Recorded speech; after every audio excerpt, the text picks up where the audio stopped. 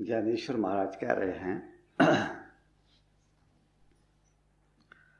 सामान्यतः जो योगियों को भी प्राप्त नहीं होता, वेदार्थ की समझ में नहीं आता और ध्यान तथा धारणा की शक्ति भी जिसे नहीं देख सकती, वही श्री कृष्ण आत्मस्वरूप अनादि और निर्विकार होने पर भी देखिए अर्जुन के प्रति कैसे प्रेमपूर्ण और सदाय हो गए हैं।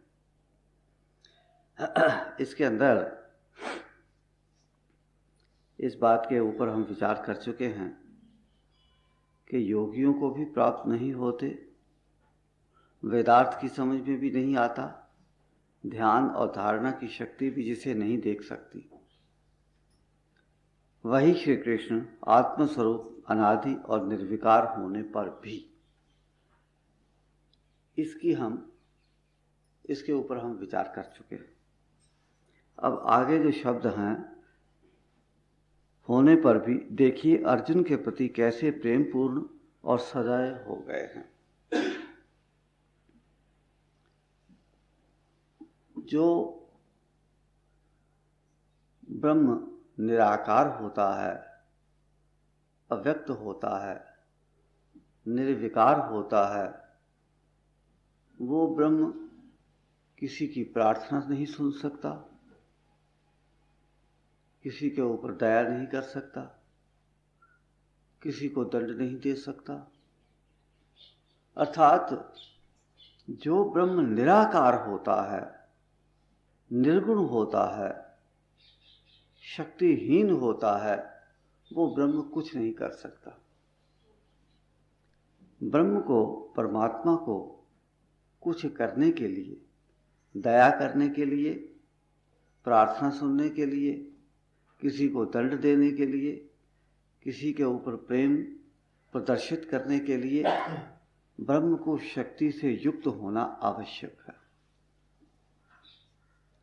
तो ब्रह्म की एक स्थिति ऐसी होती है जिसमें कि शक्ति ब्रह्म के अंदर समाई हुई होती है।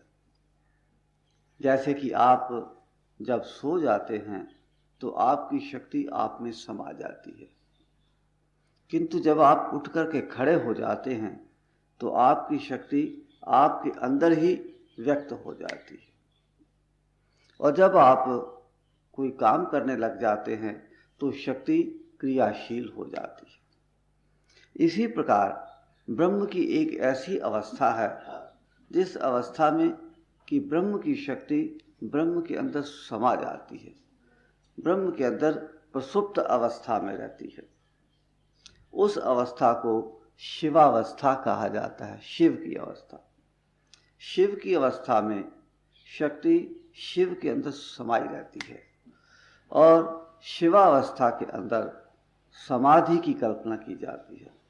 अर्थात जब शक्ति, जब जीव भाव, जब इंद्रियां इत्यादि सभी कुछ ब्रह्म के अंदर, आत्मा के अंदर समा जाते हैं, कोई क्रिया शेष नहीं रहती, कोई दृश्य शेष नहीं रहता, कोई जगत नहीं रहता, उस अवस्था को समाधि की अवस्था कहा जाता है।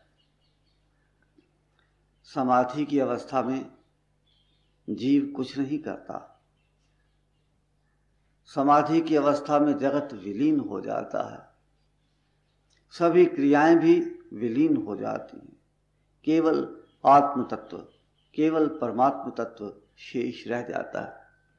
तो समाधि की अवस्था में जिस प्रकार से केवल आत्म तत्व शेष रह जाता है, उसी प्रकार से जब शक्ति परमात्मा के अंदर विलीन हो जाती है तब केवल परमात्मा रह जाता है, ब्रह्म रह जाता है, और सारा जगत और सभी प्रकार की क्रियाएं और सभी कुछ सुनना, प्रार्थना करना, प्रार्थना सुनना, दया दिखाना इत्यादि सब क्रियाएं शिव के अंदर विलीन हो जाती। किंतु जब शक्ति का संक्रमण होता है, शक्ति का स्पंदन होता है, तब शक्ति उसमें जागृत हो जाती है, जागृत होकर के क्रियाशील होती है। केवल इतना ही नहीं, शक्ति जब इंद्रियों से, शक्ति जब ब्रह्म जब शक्ति से युक्त होता है तो फिर उसको किसी स्थूल इंद्रियों के साथ युक्त होने की आवश्यकता प्रतीत होती है। अर्थात ब्रह्म यदि किसी के ऊपर दया करता है तो किसी मनुष्य के माध्यम से दया करता है, किसी की प्रार्थना सुनता है तो किसी से युक्त होकर के प्रार्थना सुनता है, क्योंकि ब्रह्म की, परमात्मा की इंद्रियां नहीं हैं। एक आश्चर्यजनक बात है कि परमात्मा सर्वशक्तिमान है, परमात्मा कुछ भी कर देने में समर्थ है, किंतु परमात्मा की इंद्रियां नहीं। और इंद्रियों से युक्त हुए बिना स्थूल जगत के अंदर कोई कार्य संपन्न नहीं होता। इसलिए परमात्मा को, तात्विक दृष्टि से ये मैं बात कर रहा हूं, तात्विक दृष्टि से परमात्मा को, प्रभु को किसी शरीर के साथ युक्त होकर के कार्य करना पड़ता है। वैसे यदि विचार करके देखा जाए तो जगत के अंदर जो कुछ भी है, स्थूल अथवा सूक्ष्म, सभी कुछ परमात्मा तत्व के अतिरिक्त कुछ है ही नहीं। तो परमात्मा को या ब्रह्म को किसी दूसरे के साथ युक्त होने की आवश्यकता प्रतीत नहीं होती। ब्रह्म अपने साथ ही युक्त होता है, किंतु हम जो बात कर रहे हैं वो द्वैत के अंदर की कर रहे हैं। जब ये जगत अस्तित्व में आता है, जब ये जगत दिखाई देता है, जब एक परमात्मा दो हो जाता है, अर्थात जब अद्वैत द्वैत में आ जाता है, अर्थात परमात्मा के अतिरिक्त इस जगत का अस्तित्व स्थिर हो जाता है, तो उस द्वैत की अवस्था के अंदर हमारी बुद्धि भी द्वैत में स्थिर हो जाती है और हमारी सारा चिंतन, हमारी सारी सोच, हमारी सारी समझ द्वैत के अंदर स्थिर होती है। तो जब हम यहाँ से बैठ कर के जगत की खिड़की में से विचार करते हैं तो हमको द्वैत हमारे सामने आता है और द्वैत के अनुसार ही हम विचार करते हैं। तो इसका अर्थ यह है कि परमात्मा को जब हम द्वैत के अंदर विचार करते हैं तो एक स्थूल जगत होता है और एक परमात्मा तत्व होता है। जब स्थूल जगत के अंदर हम बैठ करके विचार करते हैं तो परमात्मा तत्व को स्थूल जगत के साथ, स्थूल इंद्रियों के साथ युक्त होकर के ही कोई क्रिया करनी पड़ती है। वैसे तो वेद ये कहता है, सहस्र शीर्षः पुरुषः सहस्राक्षः सहस्रपाद। परमात्मा का कोई सिर नहीं है, किंतु जितने भी सिर हैं सभी परमात्मा के ही सिर हैं, जितने भी पांव हैं सभी परमात्मा के ही पांव हैं, जबकि परमात्मा का कोई पांव ही नहीं। जितने भी नेत्र हैं सभी परमात्मा के नेत्र हैं और परमात्मा के कोई नेत्र ही नहीं। रामायण के अंदर आता है, बिन पग चले सुने बिन काना। वो बिना पाँव के चलता है और बिना पाँव के, बिना कानों के सुनता है। वैसे एक रामायणी हमको मिले, उन्होंने कहा कि हम तो इसका सीधा साधा अर्थ कर देते हैं, बिन पग चले सुने बिन काना। जब भगवान शंकर ने पार्वती जी को ये कहा कि बिन पग चले सुने बिन काना, तो भगवान शंकर ने अपने गले में से सांप निकाल करके जमीन पर फेंक दिया। देखा, बिन पग चले, ये सांप जो है ये बिना पाँव के चलता है, और सुने बिन काना, और उसके कान नहीं है फिर भी सुनता है। तो सामान्यतया तो इसका अर्थ ऐसे किया जाता है, किंतु यदि सूक्ष्म दृष्टि से विचार करके देखा जाए तो बिन पग चले अर्थात परमात्मा के कोई पांव नहीं है, परमात्मा शक्ति के भी कोई पांव नहीं है। परमात्मा शक्ति को चलने के लिए किसी स्थूल पांव से युक्त होना पड़ता है और उस पांव से युक्त होकर के फिर वो शक्ति चलती है। अर्थात जितने भी जगत के अंदर पांव हैं सभी परमात्मा के ही पांव हैं, क्योंकि परमात्मा की शक्ति से युक्त हुए बिना पांव नहीं चल सकते और पांव के बिना शक्ति नहीं चल सकती। शक्ति कानों से युक्त हुए बिना सुन नहीं सकती और कान शक्ति से युक्त हुए बिना नहीं सुन सकते। तो इसलिए जितने भी कान हैं, जितने भी नेत्र हैं, जितने भी सिर हैं, जितने भी पाँव हैं अथवा हाथ हैं, सब परमात्मा के ही हाथ पाँव हैं। क्योंकि परमात्मा की शक्ति से युक्त हुए बिना कोई भी इंद्रिय कार्य नहीं कर सकती, और परमात्मा की शक्ति इंद्रियों से युक्त हुए बिना कोई कार्य नहीं कर सकती। स्थूल जगत की जहाँ तक स्थूल जगत का संबंध है, ये जो मैं बातें कर रहा हूं ये स्थूल जगत की कर रहा हूं। वैसे तो परमात्मा ने ये सृष्टि बनाई है, परमात्मा ने ये सृष्टि बनाई है तो उस समय कोई स्थूल इंद्रियां थी ही नहीं। तो परमात्मा ने केवल मात्र अपने संकल्प से इस सृष्टि का निर्माण किया है। किंतु जब सृष्टि का निर्माण हो जाता है और सृष्टि के अंदर क्रिया करने का अवसर प्राप्त होता है, तब फिर ब्रह्म शक्ति को इंद्रियों से युक्त होकर के ही क्रिया करनी पड़ती है, और इंद्रियां भी परमात्मा की शक्ति से युक्त हुए बिना कार्य नहीं कर सकती। तो मेरा कहने का भाव यह है कि परमात्मा की शक्ति की जब ये स्थिति है, अब अर्जुन के मन के अंदर भगवान के प्रति प्रेम का भाव पैदा हुआ। उस प्रेम के भाव को ग्रहण करने के लिए परमात्मा की निराकार और अव्यक्त और निर्गुण शक्ति को इंद्रियों के साथ युक्त होकर के उस प्रेम को स्वीकार करना पड़ा। अर्जुन प्रार्थना करता है, हे प्रभु, मैं उलझ गया हूं, मैं दुविधा में आ गया हूं, मेरी बुद्धि बड़ी कृपण हो गई है, मुझे समझ नहीं आ रही कि क्या करना क्या नहीं करना, क्या उचित है क्या अनुचित है, किस में कल्याण है किस में मेरा अकल्याण है, ये मुझे कुछ समझ ही नहीं आ रही। तो हे प्रभु, मुझे तो स्पष्ट बतलाइए, मुझे हाँ ना ये वो चूंके चुनाचे अगरचे मगरचे इस प्रकार से बातें मेरे से मत करिए, और मुझे तो आप स्पष्ट बतलाइए कि मुझे क्या करना चाहिए और क्या नहीं करना चाहिए। और इसके पश्चात फिर अर्जुन जब ये कहता है कि शिष्यस्तेहं शाधिमां त्वां प्रपन्नम्, हे प्रभु, मैं आपका शिष्य हूं, अर्थात मैं आपको गुरु वर्ण करता हूं, और मैं शिष्यस्तेहं शाधिमां त्वां प्रपन्नम्, अर्थात मैं आपकी शरण हूं। जब अर्जुन ये कहता है कि मैं आपका शिष्य हूं और आपकी शरण हूं, तो उसे शरण देने के लिए और उसका शिष्यत्व ग्रहण करने के लिए अर्जुन भगवान कृष्ण का गुरुत्व ग्रहण करता है और भगवान अर्जुन का शिष्यत्व ग्रहण करते हैं। तो इस गुरु और शिष्य के संबंध को स्थापित करने के लिए भगवान को स्थूल शरीर के अंदर प्रकट होना पड़ता है, अर्थात इंद्रियों से युक्त होकर के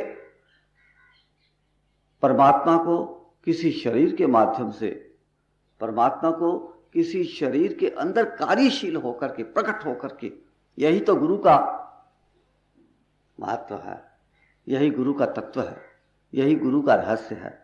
गुरु किसी शरीर का नाम नहीं है, गुरु किसी चित्त अथवा इंद्रिय का भी नाम नहीं है, गुरु किसी स्थूल क्रिया का नाम नहीं है। गुरु तो अत्यंत सूक्ष्म तत्व है, जो स्थूल शरीर के अंदर, चित्त के अंदर परमात्मा की शक्ति के रूप में प्रकट होता है, चित्त को शुद्ध करता है और चित्त के माध्यम से और इंद्रियों के माध्यम से शिष्य के ऊपर कृपा करता है। यहां पर जब ज्ञानेश्वर महाराज ये कहते हैं कि जो गुरु तत्व निर्विकार है, निराकार है, निर्गुण है, क्योंकि गुरु तत्व का ही ये सारा विस्तार है। ये जितना भी जगत हमको दिखाई देता है, ये सब गुरु तत्व ही फैला हुआ है, अर्थात इस जो कुछ भी फैला हुआ है इसको आप गुरु तत्व कहिए अथवा इसको ब्रह्म कहिए, परमात्मा कहिए, प्रभु कहिए, कुछ भी कहिए। जो गुरु भक्त होते हैं वो परमात्मा को गुरु रूप में ग्रहण करते हैं, और ये सारा जगत जो कुछ भी हमको दिखाई देता है, ये सारा जगत गुरु के अतिरिक्त और कुछ नहीं। यहां तक कि जो ब्रह्म है वो भी गुरु है, और जो पर ब्रह्म है अर्थात गुरु से भी, ब्रह्म से भी परे का जो ब्रह्म है, पर ब्रह्म जो है वो भी गुरु है, उसको भी गुरु कहते हैं। और पर ब्रह्म से परे भी यदि कुछ है तो उसको भी हम ब्रह्म कहते हैं, उसको भी हम गुरु कहते हैं। अर्थात एक श्लोक है, बड़ा प्रसिद्ध श्लोक है, सब लोग उसको जानते हैं। गुरुर्ब्रह्मा गुरुर्विष्णु गुरुर्देवो महेश्वरः गुरुरेव परब्रह्म तस्मै श्री गुरुवे नमः। अर्थात जो ब्रह्म की शक्ति है, जो गुरु की शक्ति है, वही ब्रह्मा है, वही विष्णु है और वही शिव है। और जो गुरु है वही परब्रह्म है। अर्थात गुरु की शक्ति ही परब्रह्म को परब्रह्मत्व प्रदान करती है। गुरु की शक्ति ही शिव को शिवत्व, विष्णु को उसकी पदवी और ब्रह्मा जी को उसकी पदवी, ये देवताओं को देवत्व प्रदान करने वाली शक्ति गुरु शक्ति ही है। तो कहने का भाव यह है कि गुरु शक्ति अत्यंत सूक्ष्म है, सूक्ष्माति सूक्ष्म, जितनी हम कल्पना कर सकते हैं उससे भी कहीं अधिक सूक्ष्म है, और अनंत है। अर्थात वो इतनी सर्वत्र फैली हुई है कि उसका कोई आदि और अंत और छोर है ही नहीं। और फिर विभिन्न स्तरों के ऊपर नीचे उतरती हुई, विभिन्न प्रकार के कार्य करती हुई, विभिन्न प्रकार के स्वरूप धारण करती हुई, विभिन्न प्रकार की क्रियाएं करती है। कहीं वो प्रार्थना सुनती है, कहीं वो दया करती है, किसी की शक्ति को अंतर्मुखी जागृत कर देती है, किसी के ऊपर क्रुद्ध होकर के उसको दंड भी देती है, किसी को अपना बना देती है, किसी को जगत के अंदर लगा देती है। अर्थात वो परमात्मा की ही शक्ति सब है, वो सब गुरु की ही शक्ति है। तो ज्ञानेश्वर महाराज कहते हैं कि श्री कृष्ण, अर्थात श्री कृष्ण को यहां पर जगत गुरु के रूप में ग्रहण किया गया है। कहते हैं ना, कृष्णम वंदे जगत गुरु, मैं भगवान कृष्ण की वंदना करता हूं जो कि जगत गुरु है। अर्थात गुरु तत्व की यहां पर बात कर रहे हैं। श्री कृष्ण की जब ज्ञानेश्वर महाराज बात करते हैं तो उसका अर्थ है कि वो गुरु की बात कर रहे हैं। और जिस प्रकार से गुरु शिष्य के ऊपर कृपा करके और शिष्य की शंकाओं का समाधान करता है, और शिष्य के ऊपर कृपा करके शिष्य की शक्ति को अंतर्मुखी जागृत कर देता है, और फिर शिष्य के ऊपर दया करके और शिष्य के अंदर गुरु रूप में जागृत होकर के शिष्य के अंदर सभी प्रकार की क्रियाएं करता है, इस रूप में ज्ञानेश्वर महाराज भगवान कृष्ण को ले रहे हैं। और गीता जी के अंदर भी यही कहा गया है कि जब तक अर्जुन ने भगवान कृष्ण को ये नहीं कहा कि मैं आपका शिष्य हूं और आपकी शरण में आया हूं, तब तक भगवान कृष्ण ने अर्जुन को कोई उपदेश नहीं दिया। भगवान कृष्ण सुनते रहे और अर्जुन विद्वानों जैसी बातें करता रहा, पंडितों जैसी बातें करता रहा, अपना पांडित्य प्रदर्शित करता रहा, भगवान को उपदेश देता रहा और भगवान को कहता रहा कि देखो ऐसा है, यूं हो गया, ये सारी सृष्टि का विनाश हो जाएगा, महिलाएं विधवा हो जाएंगी, फिर ये हो जाएगा, वो हो जाएगा, है कि नहीं ठीक? और भगवान सुनते रहे।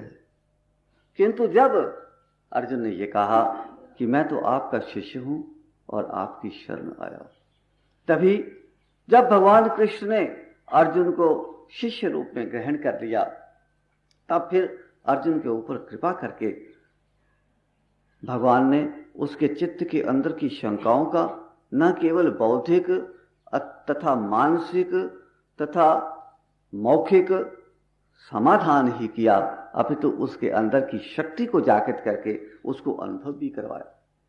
जैसा कि आपको पता ही है कि जब भगवान कृष्ण अर्जुन को ये कहते हैं कि अमुक में मैं ये हूं और अमुक में मैं वो हूं, तो अर्जुन को वैसा अनुभव होता है वैसा दिखाई देता है। हमारी तरह नहीं है कि हमने कहा कि ये जगत मिथ्या है और आपने सुन लिया।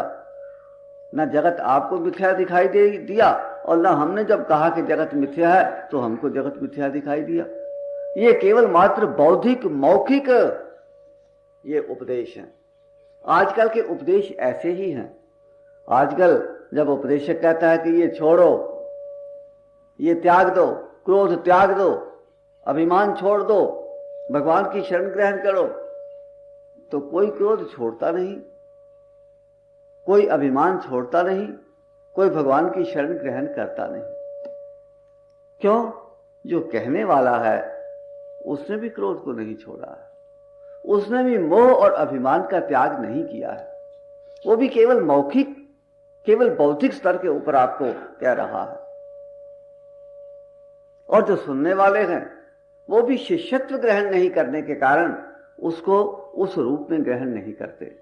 अर्थात गुरु भी वैसे और शिष्य भी वैसे, अर्थात वक्ता भी वैसे और श्रोता भी वैसे। परिणाम यह होता है कि आजकल प्रवचन तो बहुत होते हैं, मंदिर भी बहुत बनते हैं, सत्संग भी बहुत होते हैं, किंतु आध्यात्मिकता और नैतिकता का दिन प्रतिदिन ह्रास होता जा रहा है। क्योंकि गुरु के अंदर या वक्ता के अंदर जिस प्रकार की शक्ति का विकास होना चाहिए, जिस प्रकार से उसके आंतरिक चित्त के अंदर शुद्धि होकर के और उसके चित्त के अंदर गुरु शक्ति कार्य करती चाहिए, गुरु शक्ति को बोलना चाहिए, जीव अपने बुद्धि से बोलता है।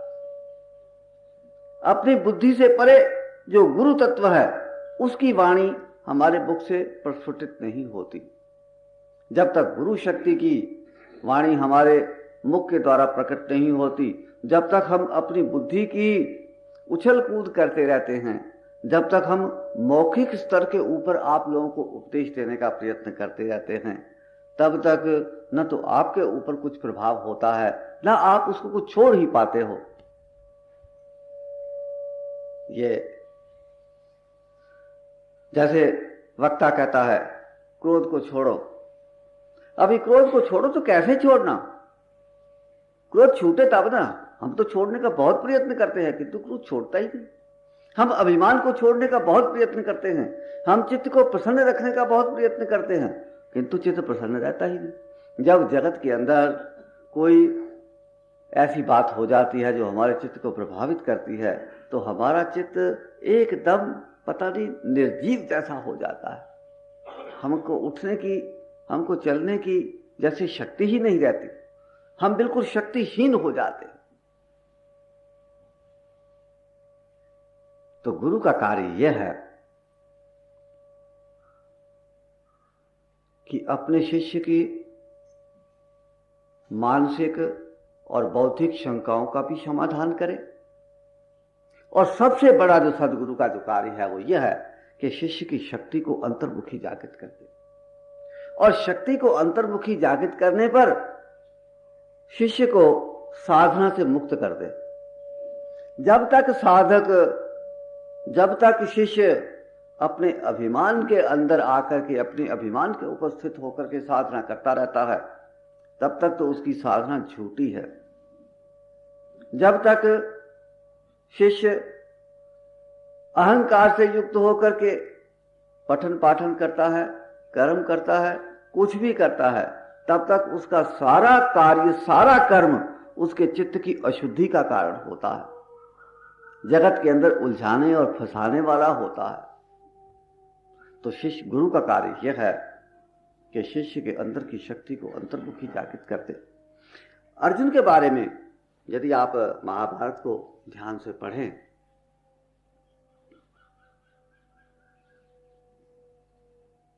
जब महाभारत का युद्ध समाप्त हो जाता है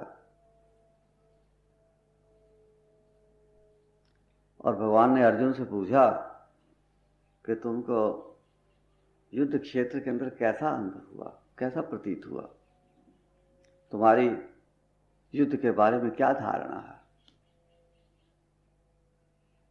तो अर्जुन कहता है कि और तो मुझे कुछ पता नहीं, मुझे केवल एक बात का पता है कि जब मैं युद्ध करता था तो मेरे सामने मुझे कोई और व्यक्ति युद्ध करता हुआ दिखाई देता था। अर्थात मैं बाण चलाता था और बाण उस व्यक्ति के माध्यम से आगे जाता था।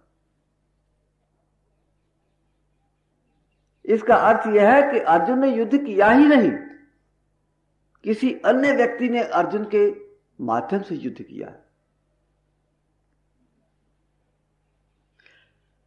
जब जीव स्वयं कर्म करने वाला होता है तब जीव के अंदर अहंकार होता है, और जब जीव अपने द्वारा किए गए कर्मों को परमात्मा के द्वारा किए जाने वाले कर्म अनुभव करता है और स्वयं कुछ नहीं करता, तब जीव के चित्त के अंदर का अहंकार समाप्त होता है। जब अर्जुन को यह अनुभव हुआ कि मैं अर्जुन युद्ध नहीं कर रहा, युद्ध कोई अन्य शक्ति, कोई अन्य व्यक्ति मेरे सामने होकर के और युद्ध कर रहा है और मैं तो केवल मात्र माध्यम बना हुआ हूं, तब जाकर के ऐसी जब अनुभूति होती है तब शिष्य का अहंकार गलित होता है, शिष्य का चित्त शुद्ध होता है, शिष्य को अध्यात्म लाभ प्राप्त होता है। और यही भगवान कृष्ण ने अर्जुन से किया। भगवान कृष्ण ने अर्जुन के ऊपर न केवल अपने मौखिक और बौद्धिक उपदेश के द्वारा अर्जुन के चित्त के अंदर की शंकाओं का समाधान किया, अपितु अर्जुन के चित्त के अंदर उसकी शक्ति को भी जागृत कर दिया। तभी तो 11वें अध्याय के अंदर जाकर के अर्जुन को विराट रूप का दर्शन हुआ। विराट रूप का दर्शन होने पर, और विराट रूप का दर्शन कब हुआ? जब अर्जुन का तीसरा नेत्र खुल गया, जब अर्जुन का अंतर चक्षु खुल गए, जब अर्जुन को ये सारा जगत गौण होकर के और इस अर्जुन का इस जगत का रहस्य उसकी दृष्टि के समक्ष प्रकट और प्रकाशित हो गया। और यही तो सदगुरु का कार्य है जो कि भगवान कृष्ण ने किया। और सदगुरु वास्तव में अव्यक्त हैं, निराकार हैं, निर्गुण हैं, किंतु जब गुरु शक्ति कार्य करती है तो किसी मनुष्य के माध्यम से कार्य करती, क्योंकि उसकी इंद्रियां नहीं, उसको किसी मनुष्य के माध्यम से, किसी मनुष्य के अंदर जागृत होकर के उस मनुष्य विशेष के चित्त के अंदर की शक्ति के द्वारा, शक्ति की क्रियाओं के द्वारा चित्त को शुद्ध करके और शिष्य के ऊपर उसको कृपा करनी पड़ती है। और यही भगवान कृष्ण कर रहे हैं।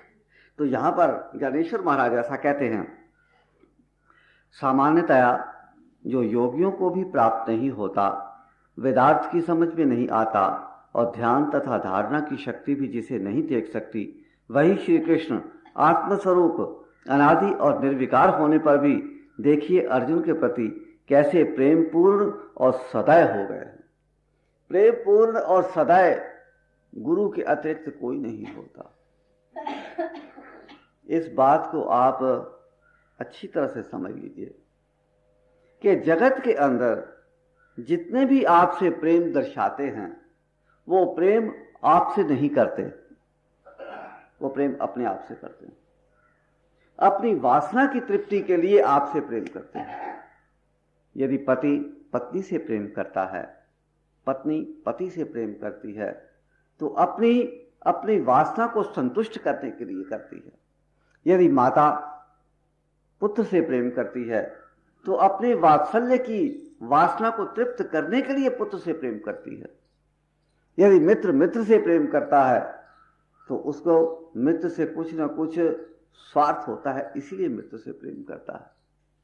जगत के अंदर यदि कोई किसी की सेवा करता है, यदि कोई किसी की सहायता करता है, यदि कोई किसी से प्रेम करता है, तो उसमें कुछ ना कुछ अपना स्वार्थ अवश्य होता है।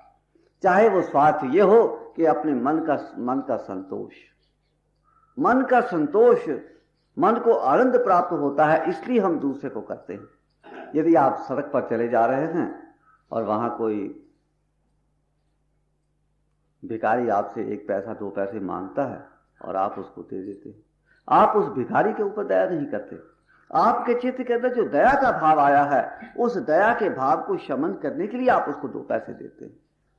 और गुरु तत्व एक ऐसा तत्व है जो कि सारे जगत से प्रेम करता है, अपने मित्रों से भी, अपने शत्रुओं से भी, अपनों से भी, परायों से भी। अर्थात गुरु तत्व का, गुरु का ना कोई अपना होता है, ना कोई पराया होता है, ना कोई मित्र होता है, ना कोई शत्रु होता है।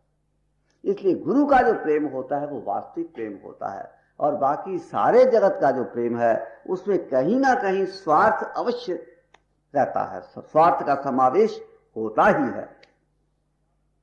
तो भगवान आपसे प्रेम करते हैं, गुरु आपसे प्रेम करते हैं। भगवान और गुरु तो एक ही है। बाकी सारा जगत कोई आपसे प्रेम नहीं करता और ना आप ही किसी से प्रेम करते हो। यदि आप इस बात के ऊपर थोड़ा सा भी अपने चित्त के अंदर झांक करके, चित्त को टटोल करके देखो कि आप किससे प्रेम करते हैं। आप अपने चित्त के अंदर झांक करके देखो तो आपको पता लग जाएगा कि वास्तव में आपके चित्त के अंदर किसी से भी प्रेम नहीं है। आप तो अपने आप से प्रेम कर रहे हो। किंतु गुरु सारे जगत से प्रेम करता है, सारे जगत का कल्याण चाहता है। सारे जगत को कोई भी उसकी शरण ग्रहण करे, मित्र शत्रु का विचार छोड़ करके। जब राम जी की शरण में जो भी आया, जब विभीषण राम जी की शरण में आए तो सुग्रीव ने कहा कि महाराज ये शत्रु का भाई है, इसको तो पकड़ करके कारागार में डाल देना चाहिए, ये शत्रु का भाई है। और लक्ष्मण ने कहा हाँ सुग्रीव ठीक कहता है, विभीषण को तो कारागार में डाल देना चाहिए। तो राम जी ने क्या कहा कि चाहे मित्र हो चाहे शत्रु हो, जो मेरी शरण में आता है मैं उसको ठुकरा नहीं सकता। जो मेरी शरण ग्रहण करता है मैं उसको अपनाए बिना रह नहीं सकता। यह है गुरु का प्रेम, यह है गुरु का स्वरूप, जो कि रामायण के अंदर या गीता के अंदर हमको देखने को प्राप्त होता है। तो ज्ञानेश्वर महाराज कहते हैं, देखिए अर्जुन के प्रति कैसे प्रेम पूर्ण, यह है प्रेम गुरु का। और फिर कैसे सदैव हो गए हैं, अर्थात कैसा चित्त के अंदर दया भाव उदय हुआ है। जब आप किसी के ऊपर दया करते हो तो अधिक से अधिक जो आपकी दया है वो ये है कि किसी को अभाव है तो उसको 2 पैसे दे दिए, किसी का कोई काम अटका हुआ है तो उसका वो काम करवा दिया, किसी का कोई दुख है तो उस दुख की निवृत्ति के अंदर उसको सहायक हो गए। किंतु जगत बंधन के अंदर से छुड़वाने का आपके पास कोई उपाय नहीं। आपकी दया किसी को भी जगत के बंधन से छुटकारा दिलवा ही नहीं सकती।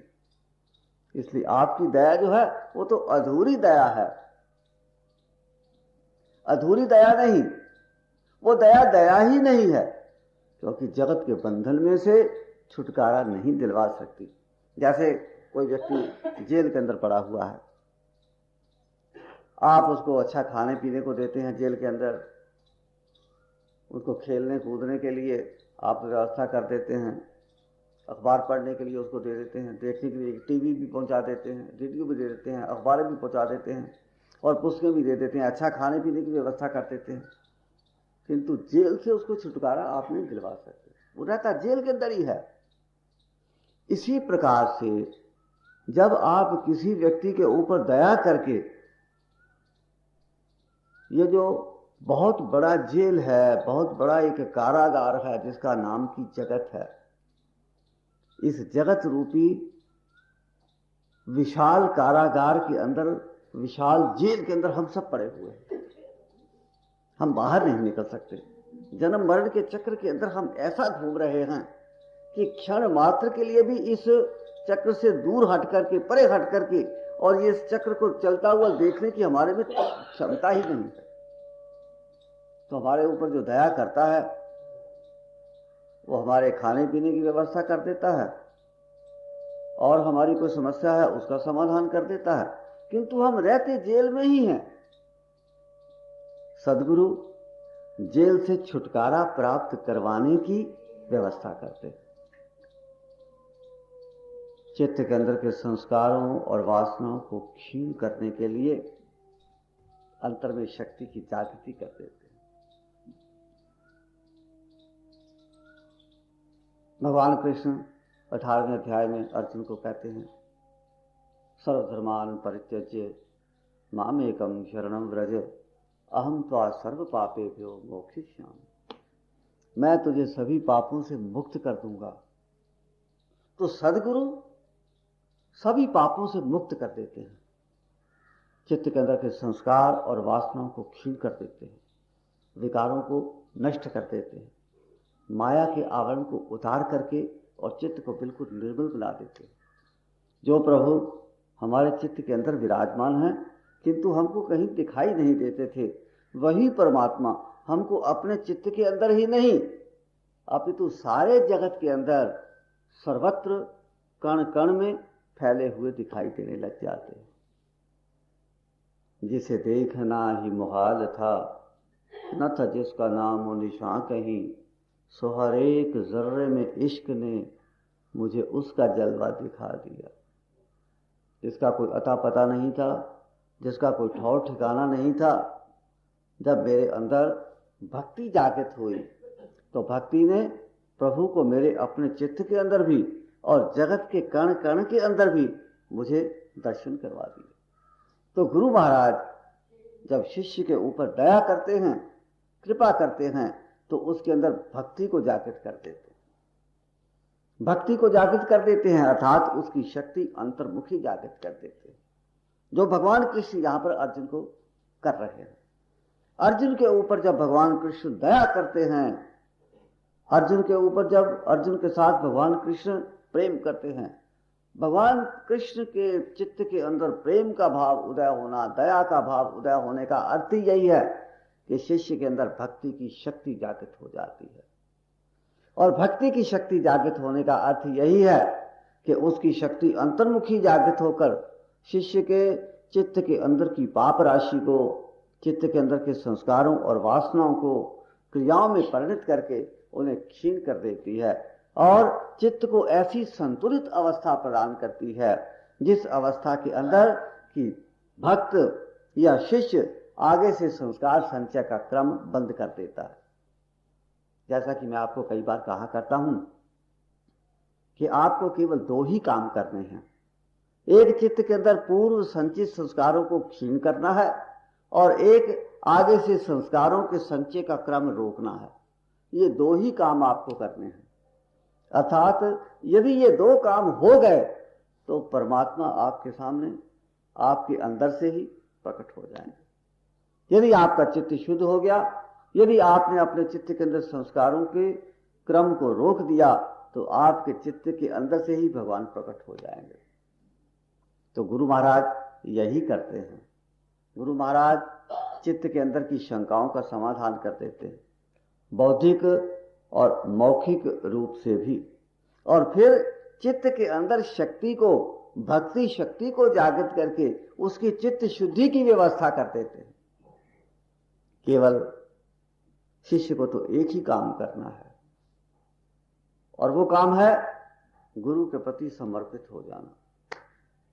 और गुरु के प्रति समर्पित हो जाना यही सबसे कठिन कार्य है, क्योंकि शिष्य अपनत्व नहीं त्यागता, शिष्य अपना अहंकार नहीं छोड़ता, अपने अहंकार को बना करके रखता है।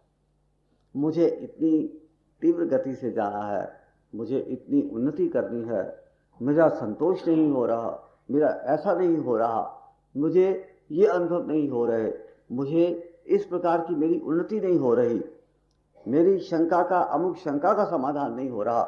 ये सब बातें क्या दिखाती हैं? इन सब बातों का एक ही अर्थ है और वो अर्थ यह है कि शिष्य के चित्त के अंदर गुरु के प्रति समर्पण नहीं है। शिष्य अपने अहंकार को लेकर के बैठा हुआ है। शिष्य ये चाहता है कि जो मैं चाहता हूं वही मुझे अनुभव हो, वैसी मेरी उन्नति हो, वैसा मुझे दिखाई दे, वैसा मेरा जीवन व्यतीत हो। तो भगवान कृष्ण अर्जुन से क्यों प्रेम करते हैं? पहले नहीं करते थे। भगवान कृष्ण अर्जुन के ऊपर क्यों दया दिखाते हैं? पहले नहीं दिखाते थे। अर्थात पहले गुरु कार्य भगवान कृष्ण ने नहीं किया। पहले तो एक अपने समधी के रूप में भगवान कृष्ण साले थे और अर्जुन बहनोई था। तो एक समधी के रूप में, एक रिश्तेदार के रूप में वो दोनों का व्यवहार था। अधिक से अधिक ये कह सकते हैं कि मित्रों के रूप में उनका दोनों का व्यवहार था। किंतु भगवान कृष्ण को जब अर्जुन ने गुरु रूप में ग्रहण किया, तब भगवान कृष्ण के अंदर अर्जुन के प्रति सच्चा प्रेम पैदा हुआ और अर्जुन के ऊपर उसने वास्तविक रूप में दया की। तब तो अर्जुन के अंदर की शक्ति को जागृत कर दिया। आप 9वें अध्याय के अंदर जाकर के देखेंगे तो 9वें अध्याय से शक्ति की जागृति का विषय आरंभ होता है।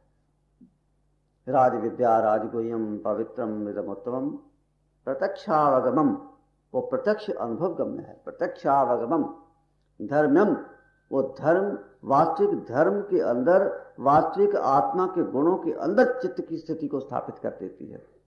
और सुखम कर्तुम, और करने में अत्यंत सुखकर है, उसमें कोई कठिनाई ही नहीं है। ऐसी अवस्था भगवान कृष्ण ने अर्जुन की पहले कभी नहीं की थी।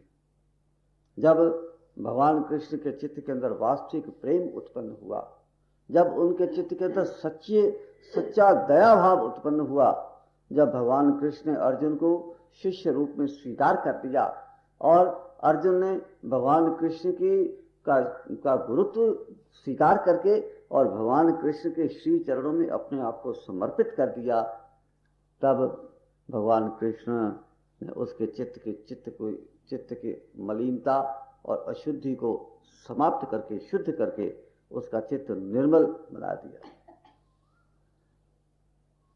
तब तो अर्जुन कह उठता है, नष्टो मोहा स्मृतिर्लब्ध्वा, मेरा मोह नष्ट हो गया है और मेरी स्मृति लौट आई है। हमारी स्मृति लौट आने का अर्थ क्या? मैं आत्म स्वरूप हूं, मैं शरीर नहीं हूं, मैं चित्त नहीं हूं, मैं इंद्रियां नहीं हूं, मैं जगत नहीं हूं। ये जो स्मृति थी, मैं शुद्ध आत्म तत्व हूं, ये जो मेरी स्मृति थी, मैं इसको विस्मृत कर गया था, भूल गया था।